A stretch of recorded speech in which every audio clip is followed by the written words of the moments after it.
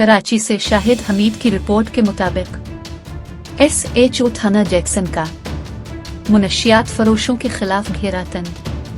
जिला की माली थाना जैक्सन की पुलिस की मुनशियात माफिया के खिलाफ कार्रवाई। सुरिया बीबी जोजा हुमायूं खान नामी लेडी मुनशियात फरोश गिरफ्तार। SSP की माली गिरफ्तार मुलजिम के कब्जा से बवक्त गिरफ्तारी 60 ग्राम आइस बरामद हुई।